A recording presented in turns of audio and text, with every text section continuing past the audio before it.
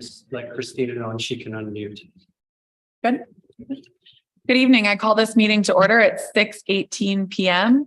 Present tonight are Directors Teitler, Director Torres, Director Ramirez, Director Stepp, and myself, Director Kuhlenberg, meaning we have a quorum. Thank you to our interpreter. Would you please share the interpretation instruction with our participants, and then we can turn on the interpretation function. Thank you. The first business in order is the approval of the agenda. Directors, are there any proposed changes to the agenda? Seeing none, do I have a motion to approve the agenda as presented? I move that we approve the agenda as presented. I second.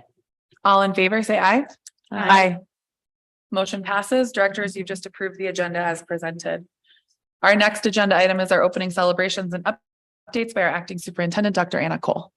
Good evening. A couple of updates for you all. We are wrapping up phase 2 of our strategic planning process, which is the diagnosis component. The next step that'll happen is that we are awaiting kind of the collection of all the data, the analysis of all the data by our partner, Attuned Education Partners, and they'll produce an organizational diagnostic that we're anticipating end of October, early November. This week, we wrapped up phase 2 with some really thoughtful and engaging focus group sessions with our high school students. In particular, we had a large turnout at Roaring Fork High School, Bridges High School, and Basalt. Just wanted to highlight some of the things that we're hearing from our students. They really emphasize some of our strengths, including connected. All of our schools, all of our students really elevated a sense of connectedness across the Valley and across our schools. All of our students celebrated the diversity within their schools. They celebrated strengths around teacher relationships and student supports. They also highlighted growth areas. Our students wanted to see us strengthen student voice and leadership opportunities in school. And they also named that they really wanted us to do a better job cultivating authentic racial and socioeconomic integration activities, especially around academic and social integration. So some really thoughtful comments and concerns from our students in the strategic planning process. So looking forward to seeing that coming back to us through that organizational diagnostic. Today marks the end for our high school students of Q1. And so our teachers are really busy wrapping up assessments and feedback and getting report cards for our high school students. That's happening. We also, as we head into the second week of October, are celebrating our front office teams who have completed the October count work that happens this time of year, really making sure that we're accounting for all the students in our seats and in our schools. You will all hear updates on that, where our numbers are at the November 8th meeting when we really look at attendance and the outcomes of the October count date. A couple of celebrations. We welcomed Governor Polis here last week to celebrate Colorado Proud Day, and then to also draw attention to universal preschool rollout, which is happening in all of our preschools. We'll again be updating the board on the universal preschool at our next meeting on the 25th. Our Riverview Early Childhood also celebrated their Hispanic and Family Cultural Heritage celebration last Friday. It was a packed house. It is the best food at any celebration in the Valley. It was a great turnout, and the kids performed beautifully. They danced, and it was a really fun event there. Also, our MTSS and attendance teams, you'll hear more about this, have been celebrating a lot of our high school students who have had really strong or improved attendance. So that's been happening over the last 2 weeks. We'll hear more about that work November 8th. Looking ahead, as many of you know, we've had 2 board candidate forums. The last scheduled one is October 17th at the Basalt Library. We are so grateful for the courage and commitment shown by our candidates. We know that this work is a massive investment of time, and it's reassuring to see candidates stepping up and being interested in the work. So massive thank you to those candidates. We also will be welcoming October 19th and 20th. Our student services team will be welcoming community partners for a community partner showcase for our staff to really get to know the nonprofit organizations, the human services organizations, county departments of public health and human services who strengthen youth and family well-being. It turns this upstairs into like this massive conference hall where our school leaders, school staff get to meet and greet a lot of these youth and family serving organizations. So that's coming up. And then what is also coming up, and I think our students are probably celebrating right now, is that we're at fall break. So staff and students are off school tomorrow and Friday. And that concludes updates and celebrations for today. Thank you, Dr. Cole. The next business in order is a presentation from Octavio Mais.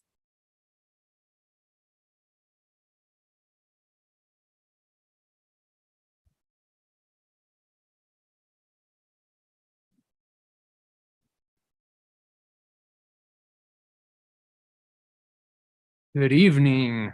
My name is Octavio Maese. This is my fourth year as the Director of Nutrition Services for the Roaring Fork School District. Thank you for having me this evening to present this superintendent report. Oh, with me is Ben Baumfalk, my boss and Chief Operating Officer.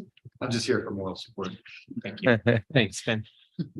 So just a quick glance about our department. We are currently 12 kitchens serving 15 schools. We have about 34 employees. Here we're averaging 1,370 breakfasts daily, which is about 24% of our student population, and 2,200 lunches daily, which is about 38% of our student population. Our budget is a self-sustaining budget, so we don't rely on a general fund contribution in order to operate. We operate based on the reimbursement from the state of Colorado and the USDA for meals served. So I'm here today, this evening, to talk to you about healthy school meals for all and the positive impact it's had already within the first 2 months of our school district implementing it. Healthy school meals for all is an investment in our children. Students experiencing hunger tend to struggle academically and are more prone to behavioral problems and emotional, mental, and physical health issues. So we've already seen that it's strengthening nutritional security. It's removing school meal stigma. It's improved attendance. Breakfast in the classroom has been implemented in 4 different schools. And we've also been able to service all UPK classrooms with both breakfast and lunch.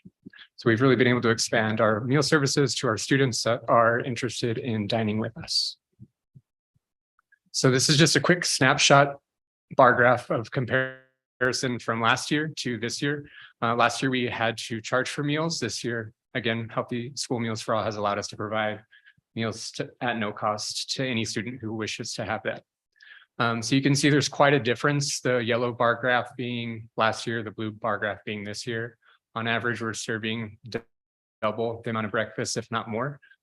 Lunch has been at least 50% more than what we're serving. So I don't know if you can see the numbers, they're a little small there, but just to give you an example, last year for September lunch, we served about 30,000 meals total. And this year we served a little over 45,000 meals. So it's been great to serve more students, have our staff be more involved with that process as well. So some of our program strengths, like I mentioned just a moment ago, we have such dedicated staff members. Of those 34 employees, 95% of them worked with us last year. I only lost 2 employees over the summer. So that is a dedication to our employees that they really do care about the work they do. They are behind the food that we serve, and ultimately they want to ensure the academic success of our children in our schools through a nutritional lens. Each meal provides at least 1/3 of a student's nutritional needs. That's for breakfast and for lunch. We have multiple entrees offered daily for both meal services. We have salad bars at every school with fresh fruits and vegetables. And again, fresh fruits and vegetables are offered daily.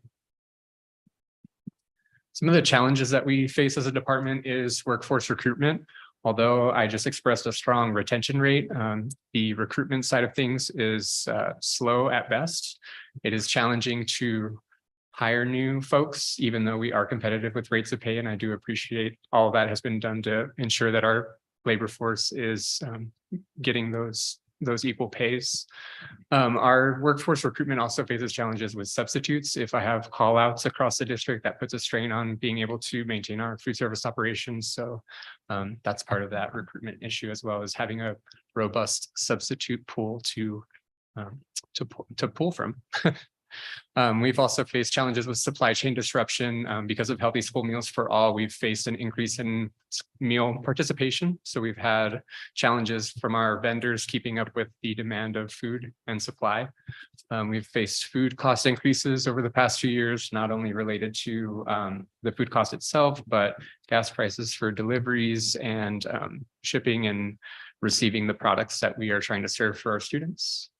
On average, we have about $1.80 for each breakfast that we serve and about $2.20 for each lunch that we serve. And ultimately, the biggest challenge is to be able to provide an infrastructure and a budget to source more locally provided ingredients, like Acting Superintendent Cole mentioned earlier. We celebrated Colorado Proud Day last week, which featured a menu that was only locally sourced ingredients. That meal day cost about 4 to 5 times more than what we'd normally budget for a day. Luckily, we were approved for a grant, so we were able to use a lot of that grant funding to support that day and provide local ingredients for our students. And that's the next slide, which is Colorado Proud Day. We celebrated at Sopris Elementary with the governor. There you can see him hopping behind the lunch line with us and serving some beef picadillo tacos for our students there. And again, like I mentioned, the cost for this day is quite a bit more than what we would normally budget for a school day. It was certainly a collaborative effort. We worked with 2 different food co-ops that sourced from 6 different farms to make sure that we had enough meals to serve for that day. And that day we served about 2,300 lunches across the district. So just a brief overview about menu planning. That's one of my main roles is menu planning. It's quite a bit, and I could do a whole presentation just on the menu planning side of what is encompassed there. But an overview is that we have 2 vendors that we work with. They deliver once a week to every school. And from there, we are able to deliver the menu that is put in place. Ultimately, our menu nutrition guidelines are directed by the USDA. So we adhere to those guidelines in order to ensure that we receive the reimbursement for the meals that we serve.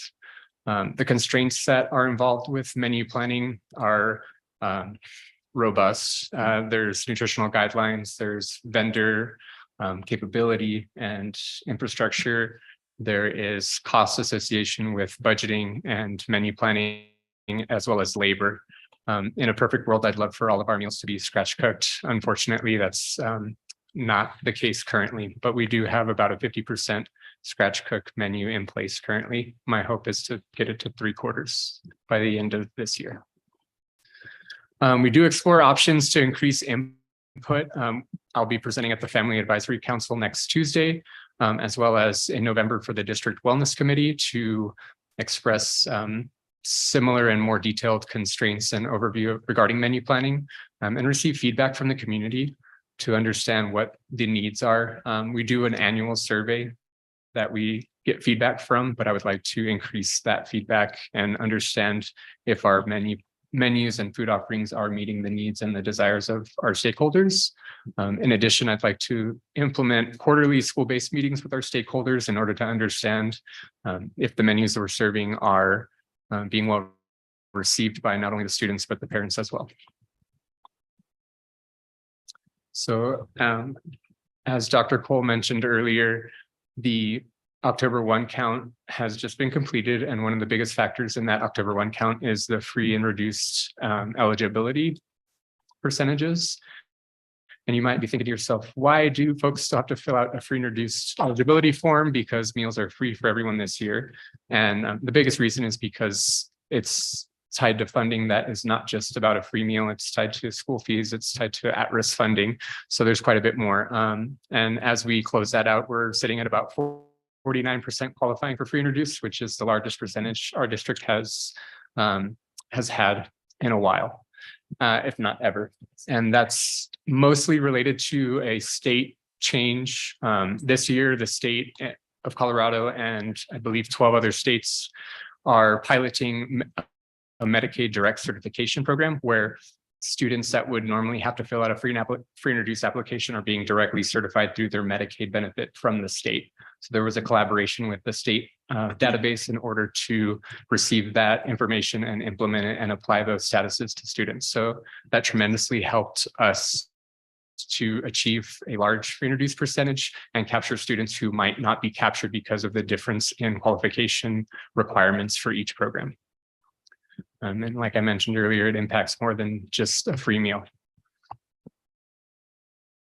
So I believe that concludes my presentation, and we're shifting to the board discussion Yes. aspect.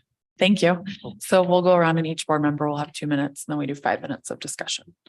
So we'll start with Director Torres. Yeah. Well, first, thank you. And thank you for a delicious meal. I mentioned that earlier. I was curious about the breaks, like a fall break that's coming up for families with food insecurities. I mean, obviously, this is a fantastic benefit for students while they're in school. And a big shout out to the website too. I love the menu.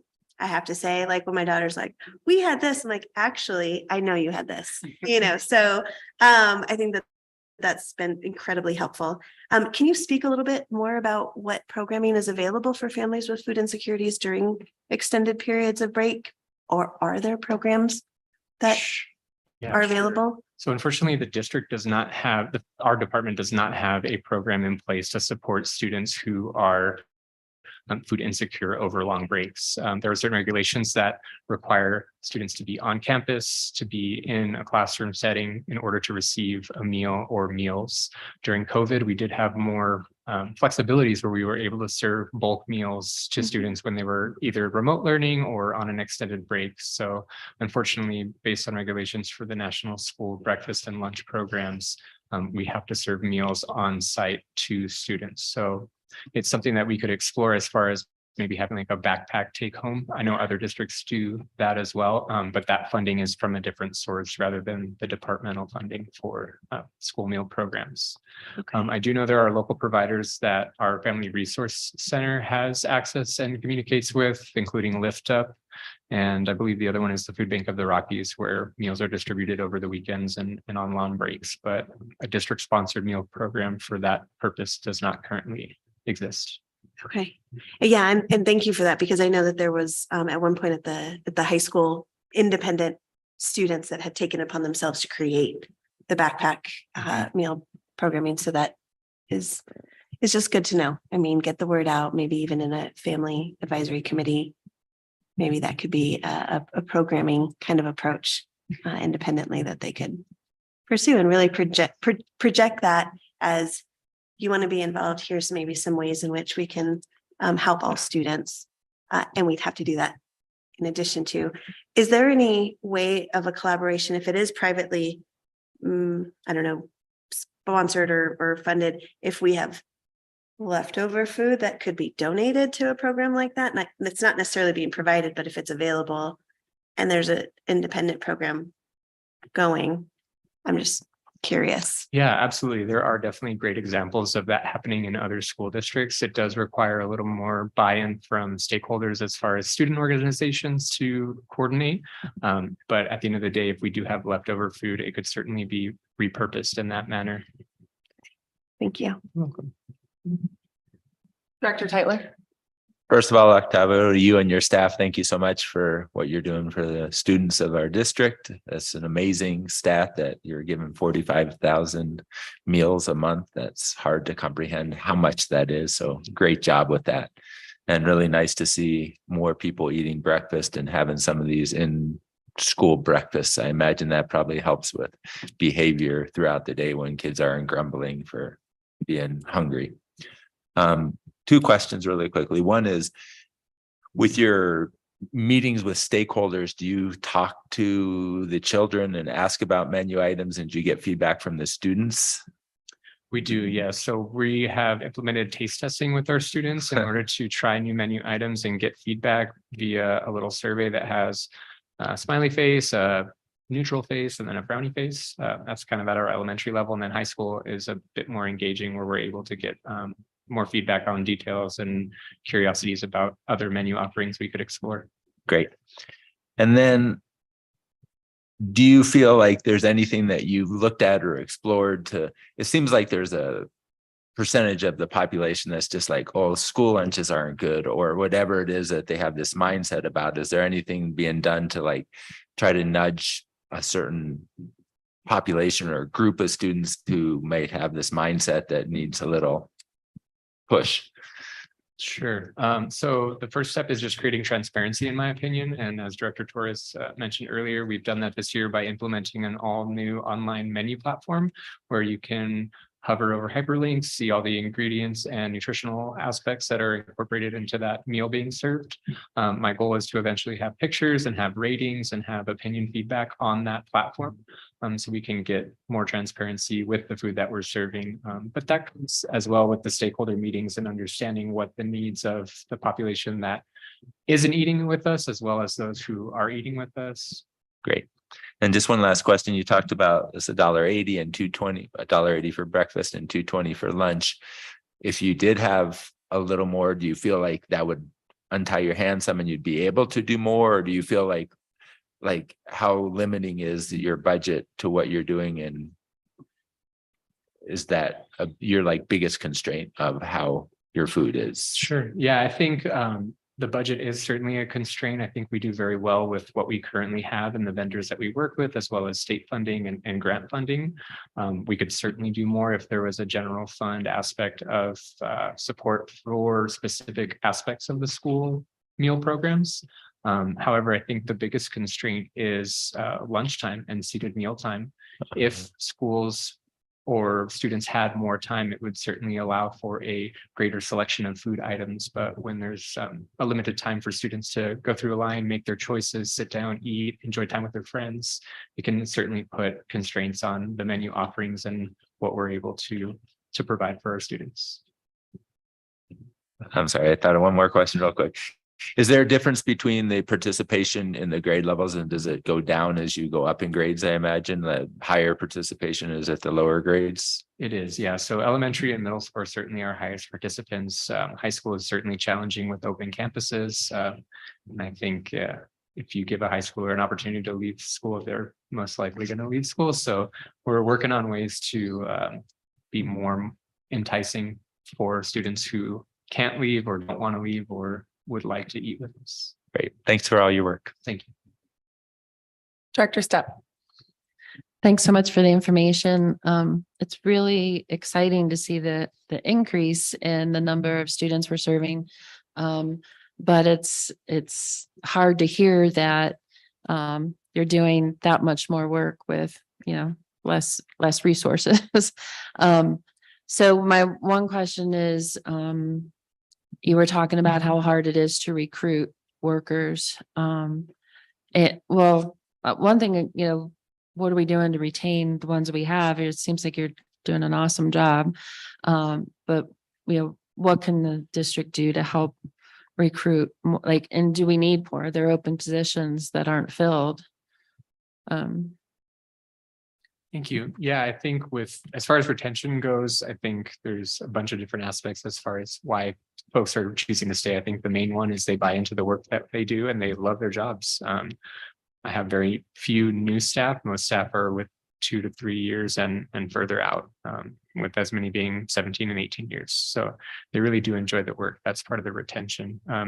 Currently, we only have one open position at Crystal River Elementary. I think the challenge with filling those positions at times is that they are non-benefited part-time positions. So it can be challenging to ask someone to work for 5 hours a day and not receive benefits, but still receive a competitive hourly wage.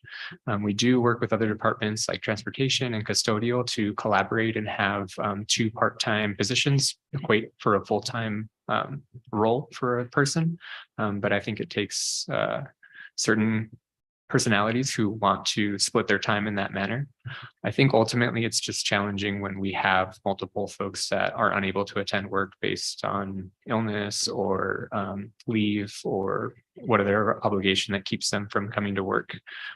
So it's more about having a robust or building up a sub pool, which is challenging because most folks don't want to just show up to work the morning of when they're called 2 hours before work. So, collaborating with our chief of human resources to understand how do teachers accommodate for, or rather how is a substitute teacher role filled when needed, and trying to figure out if that could be a good fit for other departments in the operational aspect. Great. I just want to comment, this isn't a question. I know this is nothing that you have control over, but kind of what Director Tyler was talking about was that stigma of school lunches. And, I think you've done a good job of trying to change that. And I didn't even know that you had the a salad bar and fresh fruit daily. So I will have to remind my son about that. And then the open high school campuses. And again, just bringing this to everyone's attention, and you may know this, there's been issues with one particular school. I won't mention it. That's in right across the street from a city market. And there's just this mass exodus that walks across the street, and so the store is actually banned more than eight kids at a time from going into the store. So if we can do more to change that stigma and get people eating, but can the high school even accommodate that many people all at once? But I just think that's a conversation that needs to be had, and how we can collaborate with the store and with the administration of the high school to alleviate some of these issues that are happening down there. Director Ramirez. Thanks. Gracias. Congratulations. I am obviously so happy and proud of all the amazing work that your team is doing all the time. And not just feeding our kiddos, but also greeting them in such a friendly manner. I can't say enough good things about our lunch ladies, and I really appreciate the tremendous effort and I should say not just our lunch ladies, but also our custodians that are in there, everyone who makes that so special to be sitting down eating. I truly appreciate the lift and making sure everyone gets fed, making sure it's a clean space for everyone to enjoy, and also just for making sure we were part of this program. Thank you for that. I did want to just follow up on what Director Stepp was asking. You mentioned part-time, no benefits. If you could solve this problem that we're having with not just, recruiting, but also making sure that we're actually providing the benefit that it is to work for the district. Is there a solution that you see that we could implement or try to implement in the district to support your staff? Thank you. I do feel like there are solutions. All of them are budget related. So that's, I think, maybe a first step to explore. I have spoken with Ben about a reorganization of the department and redistributing job duties and decentralizing our meal operations. So for example, maybe we make specific items at the high schools and then distribute them locally to the other schools in order to create a stronger labor need at a certain school that might not normally have it, like the school that Director Stepp referenced. That school is capable of handling more participation for meals, but as it stands, the labor that is there is adequate for what is being served now. So if we wanted to explore serving more students, it would incur a cost of, as far as investing the labor, investing the marketing, investing the change in culture to then draw those students to come to the lunchroom and cafeteria as opposed to walking out the door on Grand. And I guess to follow up, is there, I know that when teachers sub for each other, there's, an opportunity to, there's like an incentive. Is there an incentive for our staff to step in for our lunch staff if we need support? Are you referring to school staff or anybody who's within the school, or teachers are not allowed to step in for let's say we need somebody to step in if whenever our whole super staff got sick. Let's just say who would be our first to go? Would that be you and the administration staff? Okay. Right. Yeah. So I'm typically the last resort for subbing in for our staff when we're in a critical situation in order to not skip services. I've never explored school staff being a part of that solution. We certainly have custodians who are trained and willing to step in when they have been asked to, and that's been a huge help as well. I've also had school admins step in when we've been very short-staffed in specific circumstances. And I'm so sorry, just to follow up. So for custodians, is there an incentive for them to step in to support if needed, or it's just a, I think it's a good faith effort. There's no incentive that I know of, whether it's fiscal or otherwise. thank you. Thank you. I'm gonna reiterate everything that was said. I think that the work that you all have done in food services is amazing. I have kiddos that benefit from it and very grateful as a family to be able to utilize a service within our schools like this when we need it. A lot of the questions that I've had have been asked and answered, but the one thing that I saw that was kind of glaring in your presentation is the cost. And right now you're doing okay. Do you foresee costs continuing to rise? And do you see that becoming a major barrier to continuing to provide the services at the level that we're providing them now? Because obviously it's a huge benefit as a family my grocery bill is more than doubled, I think, in the last couple of years. And so being able to say, hey, you guys can buy lunch today or get lunch at school today, and I don't have to absorb that as a family is a huge benefit, but obviously someone's paying for that. So my question is really around financial stability long term. Yeah, thank you. If historical trends speak to anything, we'll continue to see food costs rising. Just a quick example, a pint of milk right now, which is required to be offered at each meal service, is about 40 cents.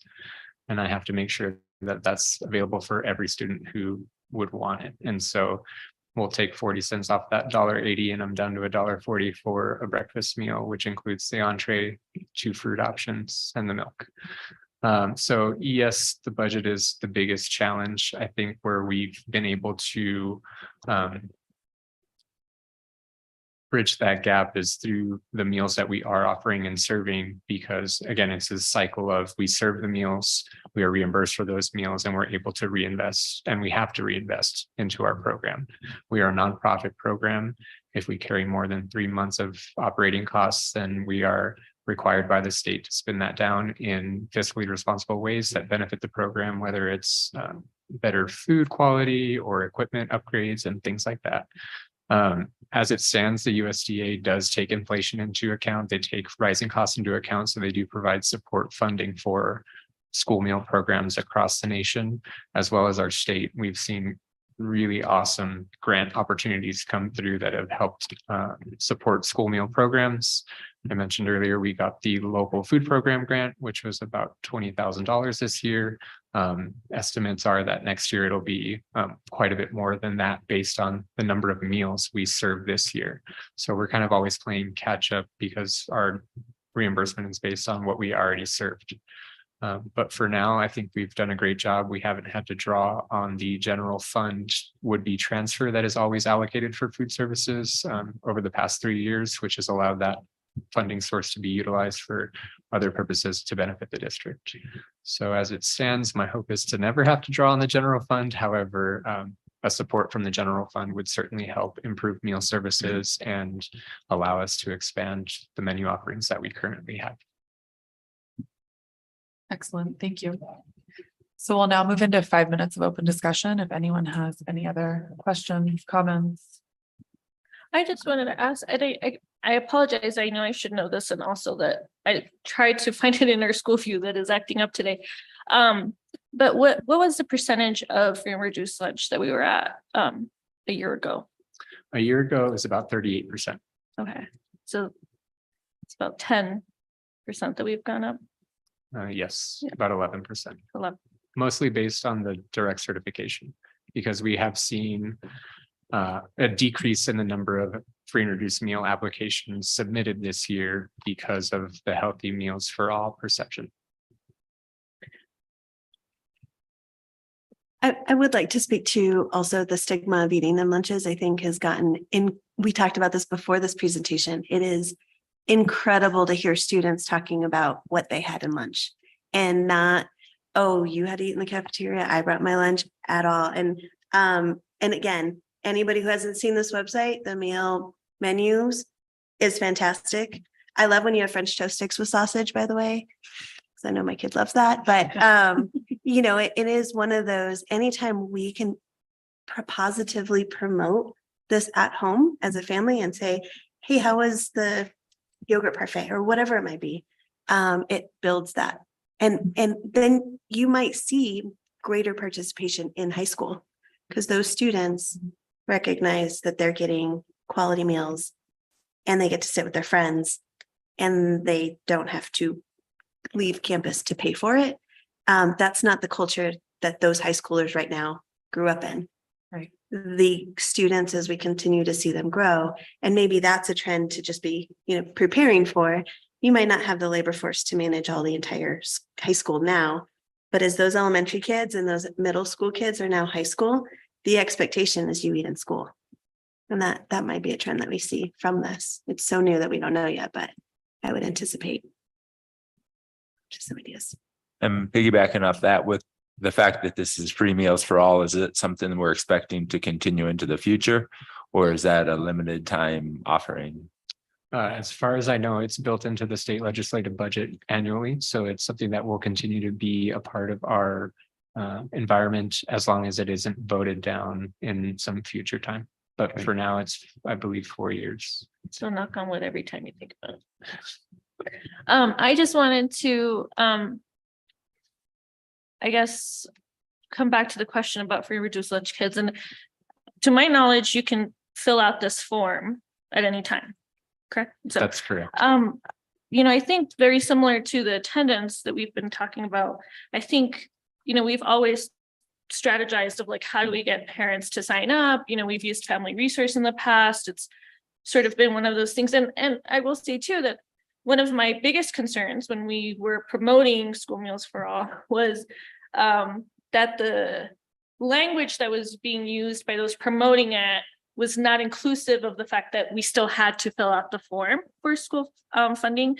So I almost wonder if, like, while you're going through, to the advisory council or holding your stakeholder meetings, if we could make it a point. And I think the board is always obviously willing and able to help come to these, please always consider inviting us so that we can be there to support. But I do think it's important for us to continue to promote filling out the form. I think this is great. The Medicaid certification, it's huge for us. I guess I wonder though, if there's still an opportunity for us to try to get more families to sign up. I also had a question, you keep mentioning like we're a nonprofit, the lunch department. Are we able to accept donations to your department? Is that a thing if families wanted to?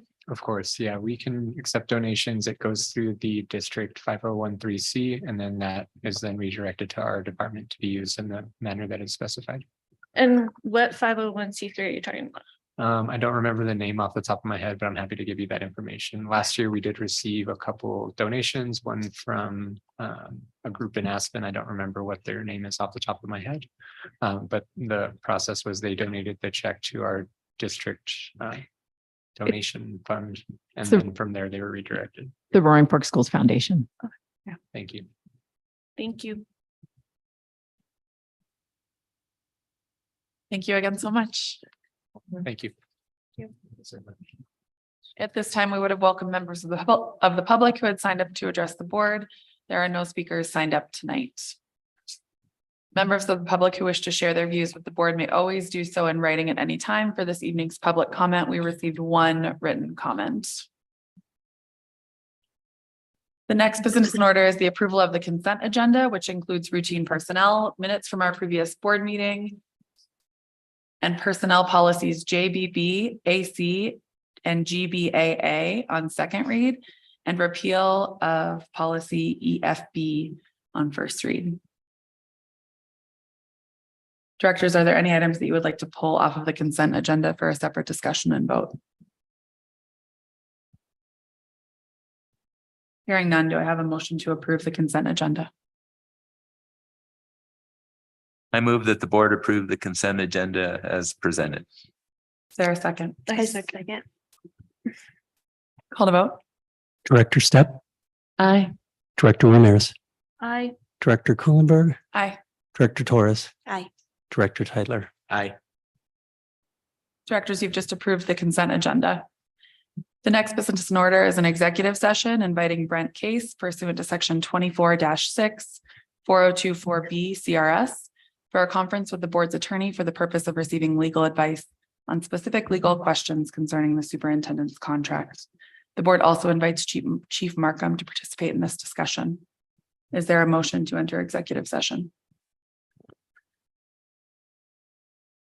I move that the board enter executive session inviting Brent Case pursuant to section 24-6-4024B CRS for a conference with the board's attorney for the purpose of receiving legal advice on specific legal questions concerning the superintendent's contract. Is there a second? Second. All in favor? Aye. The board will now enter executive session. The time is 6:58 PM.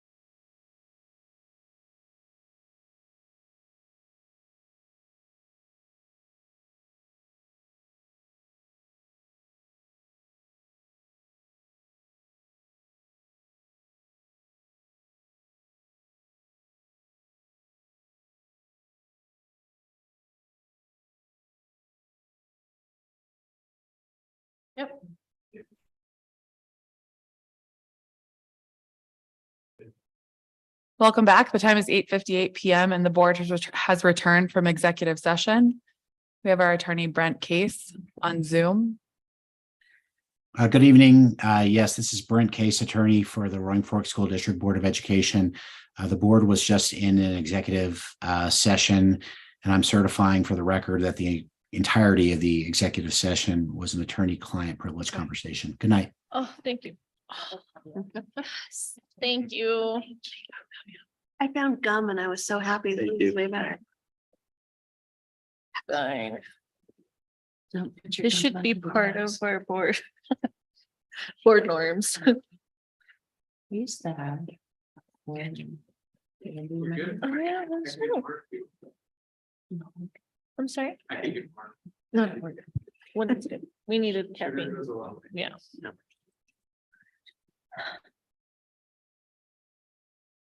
Should be part of our budget.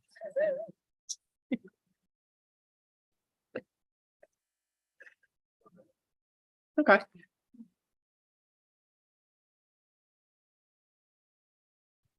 He can also provide a written affidavit if we're having technical difficulties. It's just to He's there, certify. right? Thanks.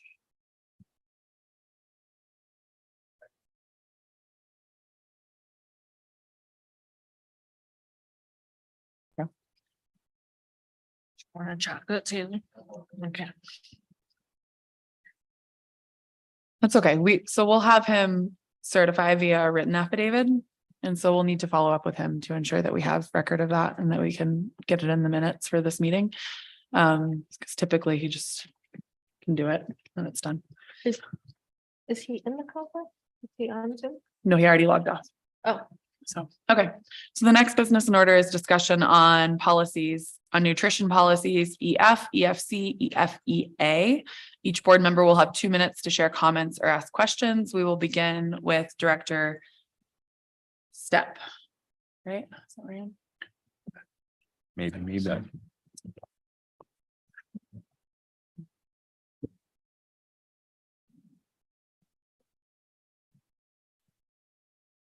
I mean, I think all the proposed changes make a lot of sense. I don't really have any questions about them. Thank you for your work on this. Thank you. Director Ramirez. I also don't have any questions on this. Thank you for your work on this. It was good to go over this in policy committee. So thank you so much to both of you for the work and the research done to make sure, and the rest of our policy committee too, for the research and the follow-up done, to ensure that these are not only up to date, but also that we're ensuring that they're reflective of where we are today with their school, with our school nutrition program. So thank you. Director Torres. I echo the sentiments. Thank you for all your work on this. And this program I mentioned earlier was something that I'm very proud of that our district does. So thank you for all your work. I have a very quick question. This is just, I want to make sure I understand correctly. On policy EF, where it says the board must approve the prices set for meals and the price of beverages. Now, we identified earlier that it's the 180 and the 220. I'm assuming that's for non-students who come to eat, that we have to set those prices. But is this like an annual approval for prices? Because we talked about how food prices are going up. So I would hate to limit your ability to change prices because the board has to approve. And therefore, obviously, we would approve based on your recommendation. So can you just tell me more about that piece of the policy? Of course. So this meal price is not related to the reference meal prices that you're talking about. Those are budgeted meal price for meal costs to produce a meal. These are what we would charge a customer in order to purchase that meal to break even with labor included. So these meal prices for here and moving forward would specifically relate to adults or additional purchase entrees by students. In the past, we have always set the meal price for students to break even based on our reimbursement from the state and the federal government. So previously we would charge $3.50 for a school lunch at the high school level, which would cover our food and labor cost in order to break even. Moving forward, as we have healthy school meals for all, we won't be setting a school meal price for students. We will only need to set a school meal price for adults who choose to participate, which would be recommended to review annually based on food cost increases or changes in the program. That makes perfect sense to me. Is there a need to put that level of clarity in this policy that says annually based on purchase, based on increase in prices? I don't know. If that was in this, I would have said, okay, yeah, that makes perfect sense. And I don't know if this was vague on purpose, but I think that would make a lot of sense to have that.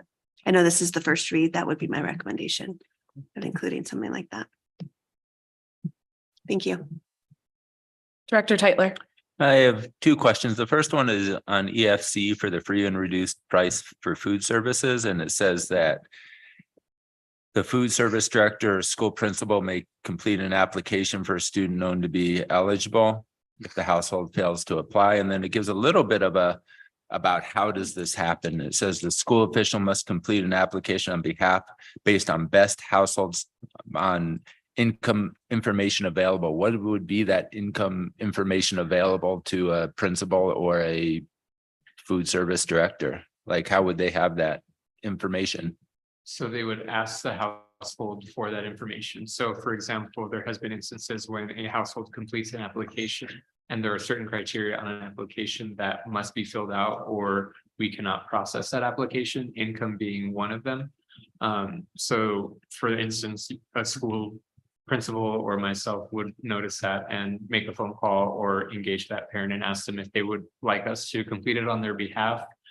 This is definitely not something that should be a commonplace, and in fact, it is not a commonplace. It's only utilized in very rare situations. I think it would be worth noting that it's just not something that happens very often, and I would be hard pressed to even say that school principals know that they're able to do this. Okay, and I understand like if they, but in this it says if the household fails to apply, which to me seems a little bit different from the scenario that you just mentioned. That part I don't understand. Like, if I don't know, it seems like there needs to be some cleanup in that language there. Okay. And then the second thing I have on the EFEA nutritious food choices, I am not understanding the difference between the last paragraph and the third to last paragraph. It seems like they repeat and I don't understand why it's doubled up like that. Where after the red cross out, there's the part in black and then there's the part in blue, and it basically says the same thing, and I don't quite understand why.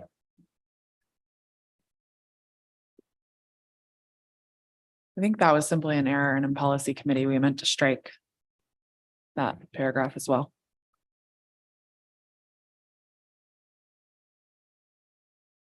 Yeah, they both read very similarly.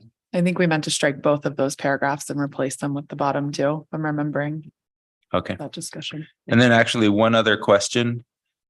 I'm curious a little bit about the part that says the emphasis on healthy choice applies to refreshments that are available at school parties, celebrations, and meetings. I'm a little concerned about like if there's something happening in a classroom, like that would be like a school party, and like are they now supposed to making sure that the kids who brought in something for the party at school, or it just seems like that's restrictive to by the letter of the law of what we're approving of what happens in a classroom when a teacher has a party for their kids, or the kids bring something into the party because they're going to have some kind of like potluck party. And so I think that is something that needs to be maybe changed for that last dash.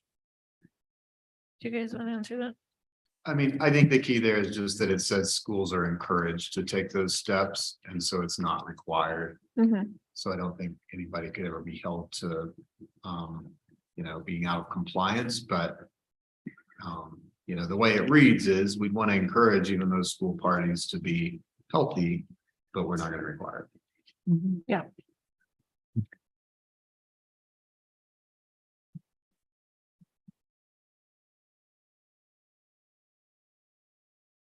Okay. Yeah. I had noticed the same thing. I still think should be worded in a different way, perhaps.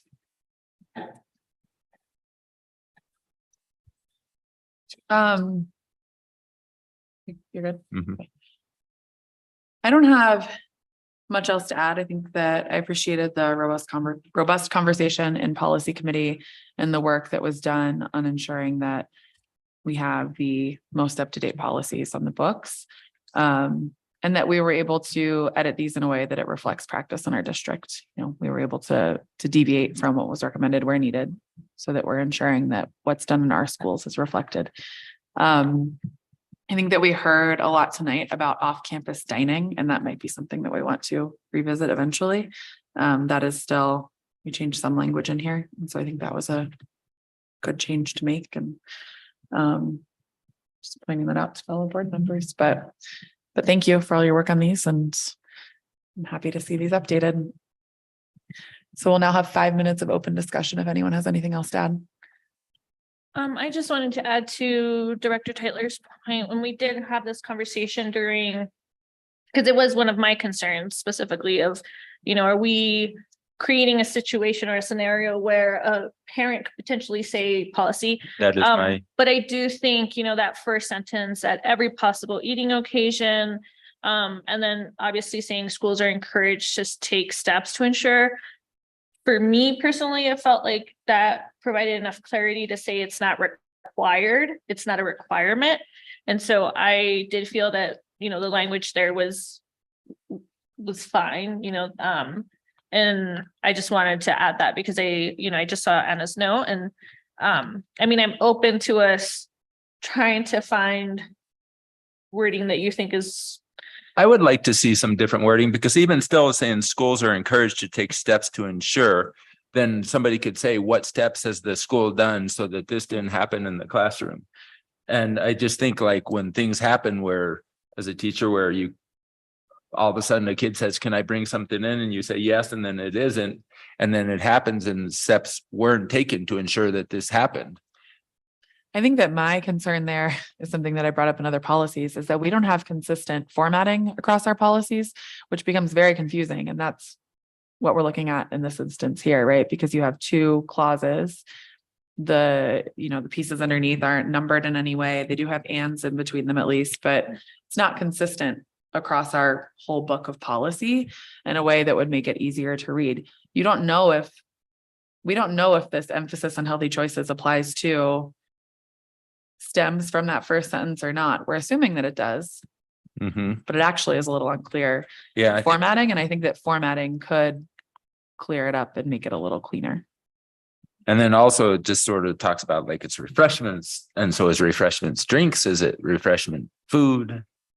It just seems, I don't know. It just seems like it could put somebody in the position to be able to challenge what happened in a classroom, when a thing where it was just somebody saying, I brought food for the class, and it can become an issue down the road. And I think it should be cleared up. We could just eliminate that third bullet point. I would be very good with eliminating that third bullet point. Because the rest of it, then. I feel okay with that.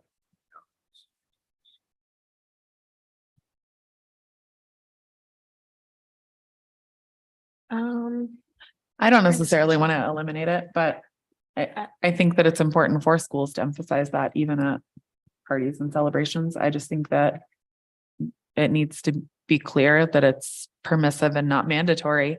Like for me, when I read it, the word emphasis, it's not even clear what that refers to. We didn't talk about emphasizing anything in the sentences above, right?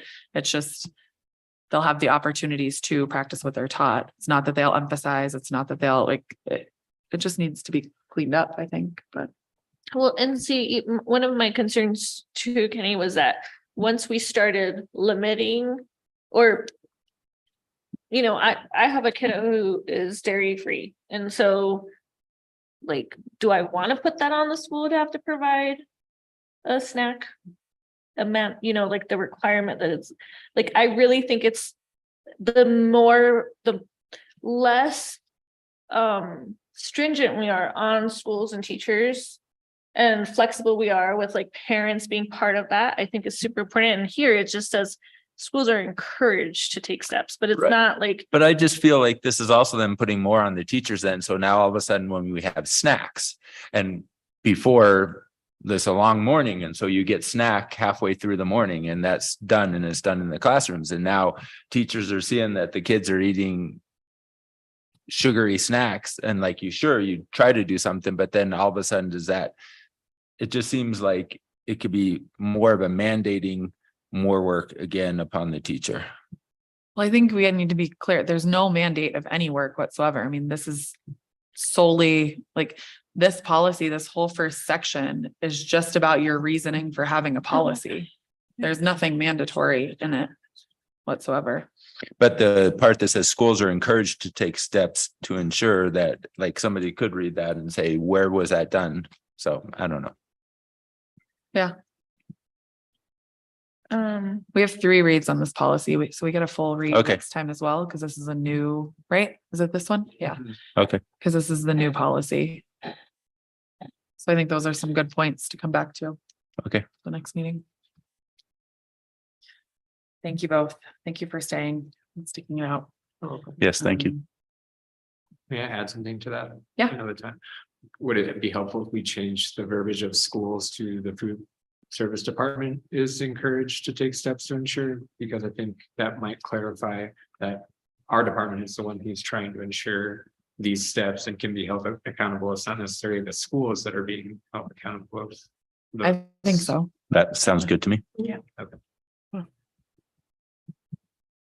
And just to comment on the emphasis on healthy choices, again, is mostly for the food service program. That last sentence, I think the refreshments that are available could be struck, but the previous 2 are about our a la carte items that we sell, which we don't currently, but we could if we were facing that type of situation where we need to generate revenue.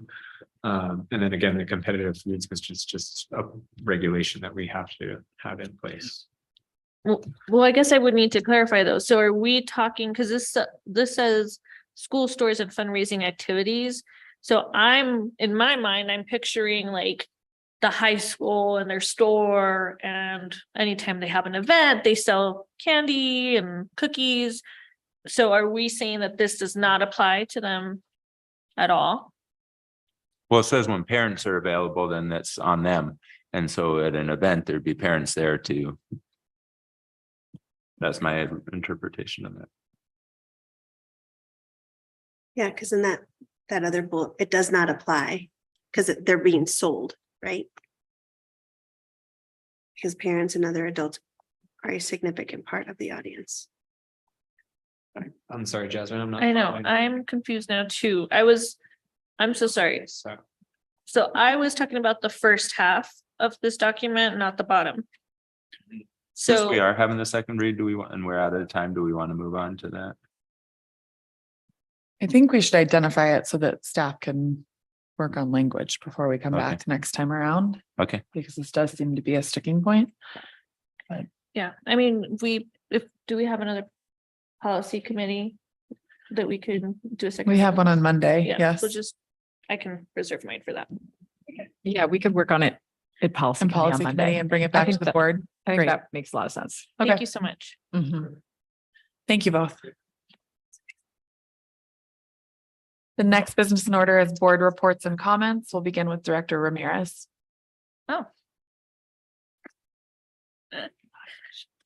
Hey, I went to Casby, to our fall convention held in Glenwood Springs. Thank you, Jonathan, thank you guys for, registering us. I think, like I've shared with the board before, Casby has become very interesting. Their leadership has become very interesting. And so I think, it was a good opportunity to connect with local board members. So I was able to have a conversation with an RE2 board member and an Aspen board member. And we sat outside and had a really good conversation about the impact that our districts do have on each other. And I think that was a really important conversation for all of us to be aware of. And Matt Cook was there, who is the Casby policy person. And so I think it was a really good opportunity to engage with him and learn about what he's doing and how he works with school boards to create a policy agenda.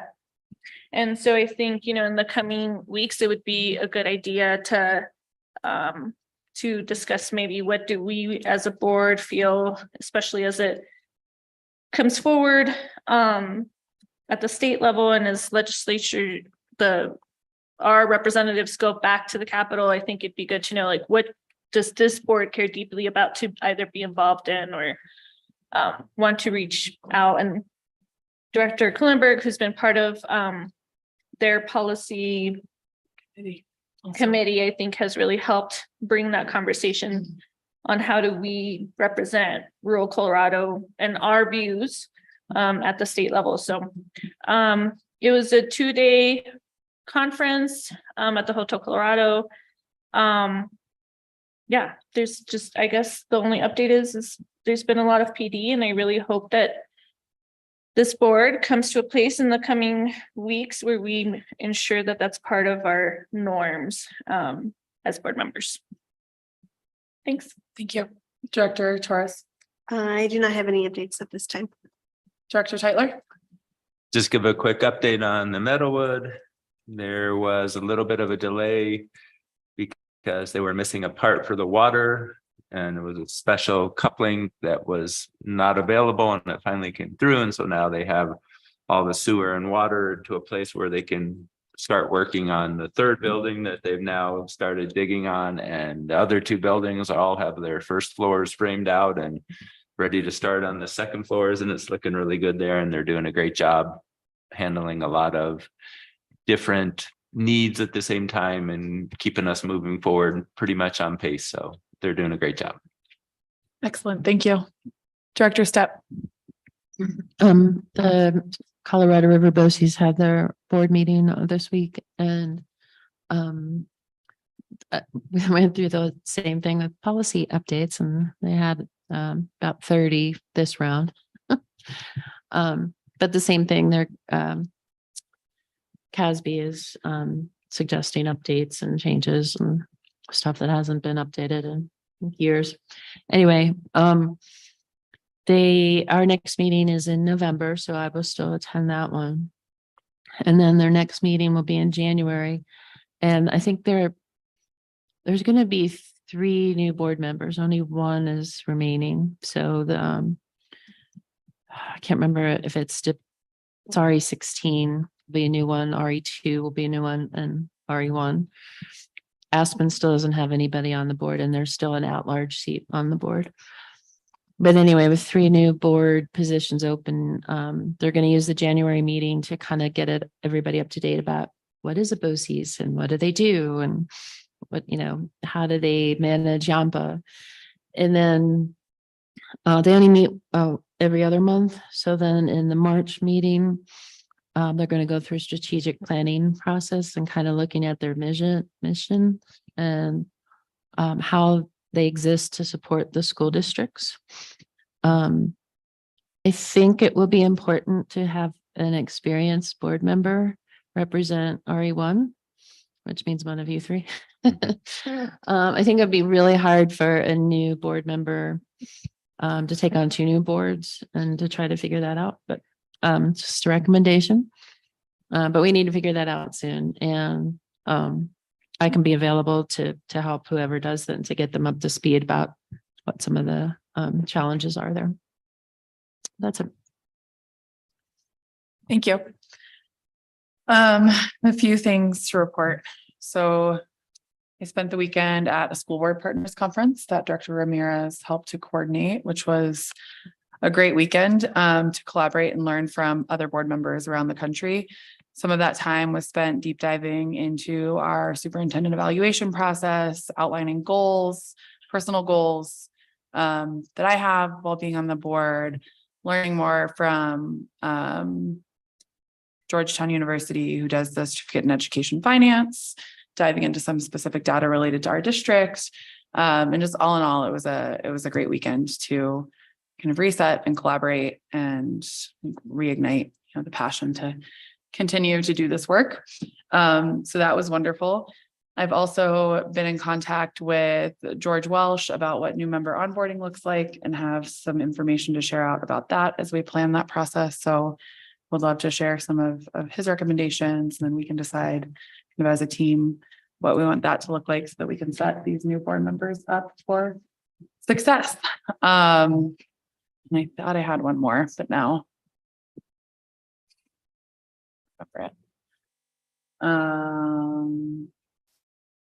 That's it for now. Okay, so we will move on to our final agenda item, which is appreciations, and we will begin with Director Torres.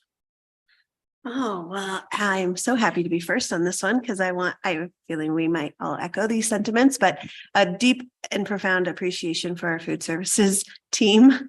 I expressed my gratitude for all the work that they've done. And Octavia, I think stated how much the website has improved and his work on that. I really hope that message was relayed to him, that it is really valuable for our parents to feel like they are also informed on what the food that their kids are getting in the schools is. And for him to just say, yeah, I put together the menu and I want to put pictures together and I want to, like, how amazing is that? Because it may seem like a little thing, but it is huge. I appreciate it. I actually really, I could look at that menu and I could tell him what my daughter's favorite meal is. And that's pretty cool. So big shout out to that team. I know it's not just Octavio, but he's a tremendous leader in that department. So. Director Tyler. I would just like to give a shout out to the many different roles that people play and the different hats that they have to put on throughout their day.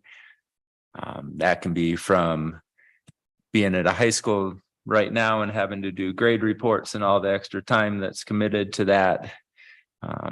Dr. Cole for running her 2 positions that she's doing as far as being our acting superintendent and your other job that you have to do and how to meld those together. And it seems like no matter what position you are in, there's always something else that you need to do beyond your job title. So just thank you for the people who go the extra distance to do more on a consistent basis. Director Stepp. That's exactly what I was thinking about saying. So I'll come up with another one. I want to appreciate Chief Park for really digging into the data of the district and and helping us to understand it. And then working with Joel and the principals of each school to really understand and help inform the unified improvement plans. So I think the teams are doing a great job at trying to utilize that data to make improvements. So thank you to her. Director Ramirez. I just want to echo the sentiments, the thank yous to our food service team, to Octavio, to Ben, and also to Sopris for hosting the governor.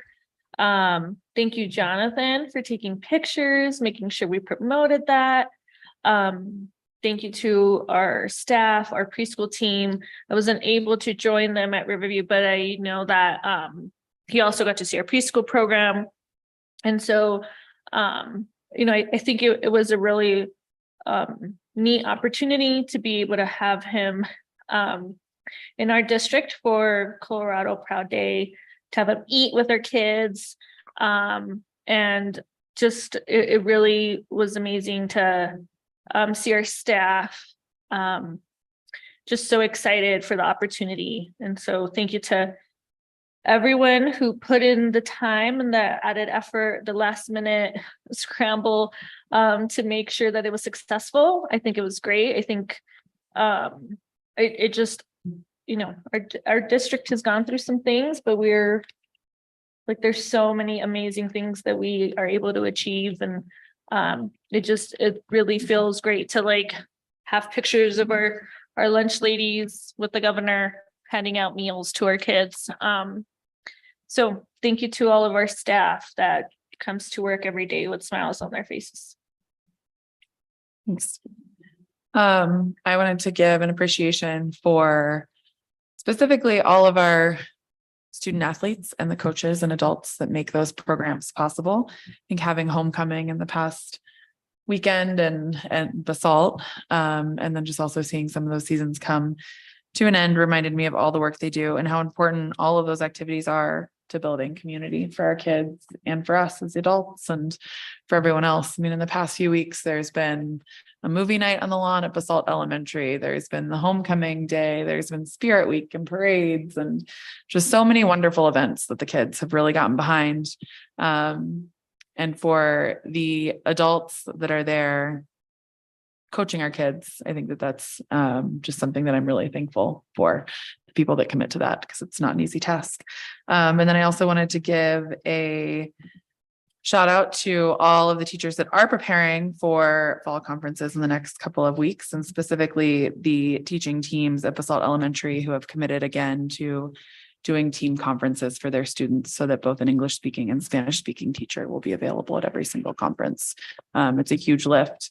And the fact that they are doing it willingly and with smiles on their faces is such a testament to their belief that it's a really important part of the process so that students and families can all feel welcome and engaged. And so I wanted to give a special thanks to them. And that is all I have. So if there is no further business and there is no objection, this meeting will be adjourned. It is 9:29 p.m. Thank you all.